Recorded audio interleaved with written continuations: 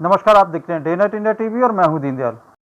नमस्कार, मैं Arun Kumar day night India TV के लिए सिलीगुड़ी से। अभी हम जहाँ खड़े हैं वो है मैनाक पर्यटक आवास, जिसके अंदर में एक सेमिनार चल रहा है, जिसकी आप देख रहे हैं कि नॉर्थ बंगाल बर्ड फेस्टिवल के नाम से ये चल रहा है। 3-4 दिन से ये चलेंगे। तो इसकी खास बात यही है कि ये जहाँ हम लोग खड़े हैं नॉर्थ ईस्ट के गेटवे सिलीगुड़ी, जिससे नॉर्थ बंगाल यानी पश्चिम बंगाल के जो नॉर्दर्न पार्ट है यहाँ, तो यहाँ पर BVIN बांग्लादेश, भूटान, नेपाल और इंडिया के लेकर के और हमारे देश के कई राज्यों से केरला, महाराष्ट्र और गुजरात, राजस्थान और उत्तर प्रदेश, त्रिपुरा, नागालैंड, नॉर्थ ईस्ट, बहुत सारे स्टेट के सब मिला के करीब 30 लोगों का यहाँ पर पार्टिसिपेशन हुआ है।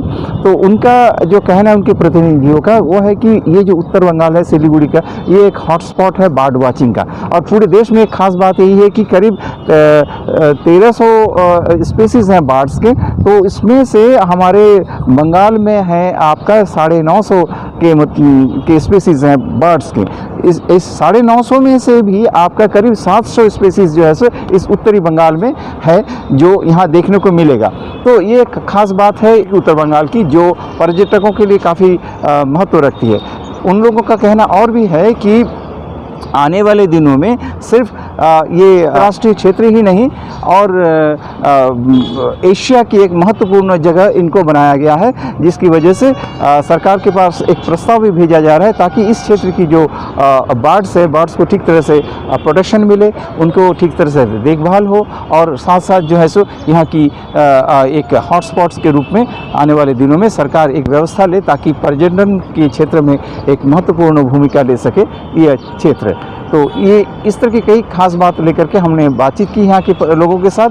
आप हमारे साथ बने रहिए, हम धीरे धीरे उनकी बातों को आपके सामने प्रस्तुत करें। हम लोग ये जो ग्रामीण पर्यटन के अंडर में ये जो बर्डिंग हम लोगों ने शुरू किया था, ये बर्डिंग टूरिज्म का सबसे बड़ा हम लोगों का जो बेनिफिट है वो है कि प्रकृति के साथ जो उत्तर बंगाल और सिक्किम के लोग जो पर्यटन को करते हैं, वो पर्यटन को आगे बढ़ाने के लिए बर्डिंग सबसे महत्वपूर्ण एक एक्टिविटी है। और इस एक्टिविटी को हम लोग चाह रहे हैं कि पूरा दुनिया के साथ जोड़ने के लिए इस साल जो है हम लोगों ने 4 कंट्रीज, जिसको हम लोग BVIN कंट्रीज बोलते हैं, बांग्लादेश, भूटान, इंडिया और नेपाल, इन चारों को हम लोगों ने यहाँ के डेलीगेट्स को हम लोगों ने यहाँ पे शामिल किया है। ये जो इवेंट हमारी हो रही है बर्डिंग की इवेंट, ये G20 की इवेंट से जस्ट पहले ऐसा एक बड़ा रिस्पॉन्सिबल इनिशिएटिव या सस्टेनेबल इनिशिएटिव हमें लगता है कि हमें दुनिया के लिए एक नया दर्जा खोल देगी।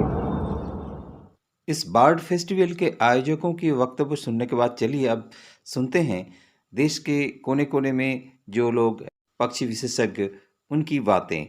वो हमारे देश के, पड़ोसी देश के पक्षी विशेषज्ञ जो हैं, उनकी राय क्या है, हमारी देश की पक्षी कुल की क्या अवस्था है। चलिए अब सुनते हैं। नॉर्थ बंगाल ऐसे ही बर्ड वॉचर्स के मन में एक बड़ी जगह ऑक्यूपाई करते हैं, क्योंकि यहाँ पे इतने सारा स्पीसीज़ मिलता है। जो ईस्टर्न हिमालयस का ये स्टार्टिंग है, तो more than 80% of the species of the eastern Himalayas are found in this area। तो इसलिए ये जगह का इम्पोर्टेंस होता है। और यहाँ पे जो इंफ्रास्ट्रक्चर है वो एवरी ईयर ये इंफ्रास्ट्रक्चर इम्प्रूव हो रहा है। तो इसलिए बर्ड वॉचर्स और बर्ड फोटोग्राफर्स जो आते हैं यहाँ पे बाहर से, उन लोग के लिए सुविधा बन रहा है। और यहाँ पे ओवर द ईयर्स नया गाइड भी बन रहा है। तो it's making the bird watching and bird photography easier with every passing year. हमारे देश की पक्षियों की जीवन धारा काफ़ी संकट के दौर से गुजर रही है। इसके लिए चाहिए जागरूकता के साथ साथ सरकारी पहल। इस विषय में बता रहे हैं पक्षी विशेषज्ञ मोहित अग्रवाल जी, नई दिल्ली से। Birds are being threatened everywhere because of the loss of the habitats. The habitats are being lost to massive and rapid development. So we need to find middle paths. We need to find habitats that can be secured.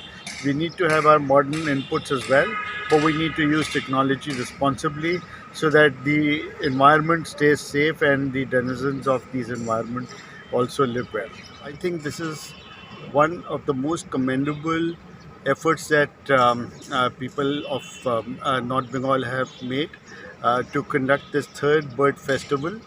खाली tiger या खाली leopard के लिए लोग ना आए, जल्दापारा खाली रैनो के लिए ना आए, बट इतने सुंदर जो पक्षी है यहाँ पे, इन पक्षियों को भी लोगों को इंटरेस्ट दिलाना है और ज़्यादा से ज़्यादा टूरिस्ट हमारे बर्ड्स के लिए आए. If you look into Bhutan, we have almost 72% of our country covered by forest, and if you look at the birding records, we have almost 7% of global birds are in Bhutan. So there's a great opportunity that we can see in Bhutan in promoting the birding as one of our tourist travel products or the tourism destinations for those bird lovers around the country, around the globe, I mean. So from this festival, I'm really thinking about connecting how the conservation tourism can have benefit our rural livelihood, how to promote homestays in connection with the wildlife tourism promotions agencies and non-government organizations here in India, especially focused in North Bangalore. So I'm really happy to take away many interesting lessons from this festival.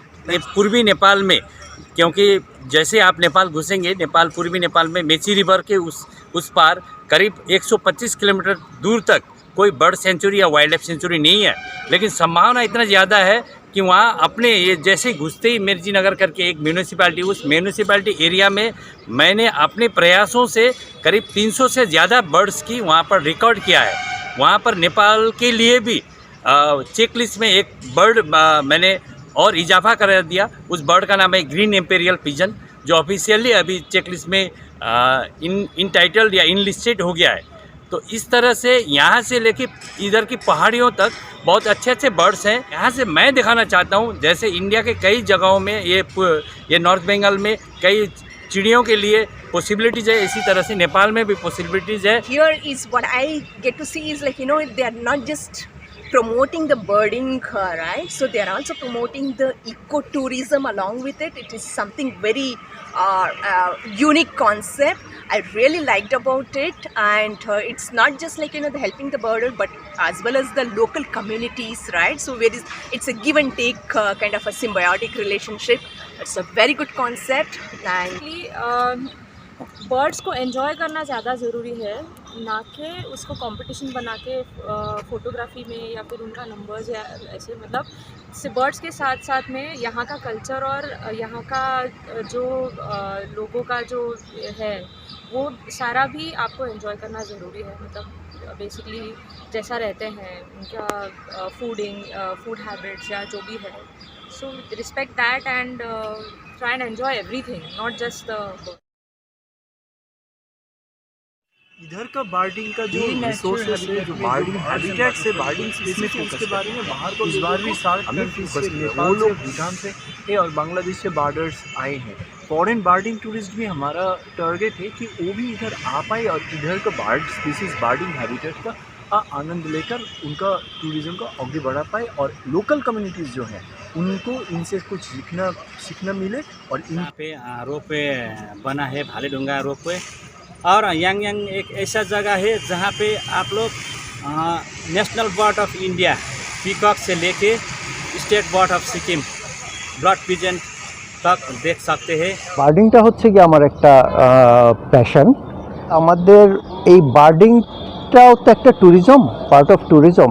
এটার মাধ্যমে আমরা এই পরস্পর কান্ট্রিগুলোর মধ্যে আরেকটু বেশি আমাদের মধ্যে ইন্টিমেসি গড়ে উঠুক, আমি এটা চাই. We should protect the bird. When we plan to protect the bird, we protect the nature, right? And natures and wildlife and people can go together with this. And it's an eye opener for everyone to see how wildlife can thrive with human support.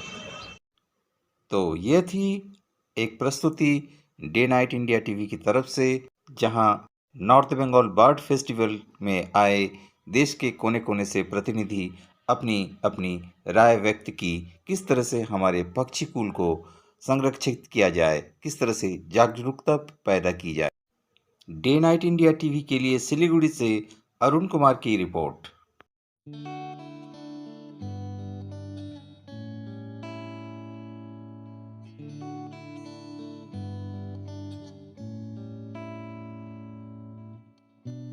Day night India TV present हर शनिवार सुनो कहानी सुनाओ कहानी बच्चों के लिए खास।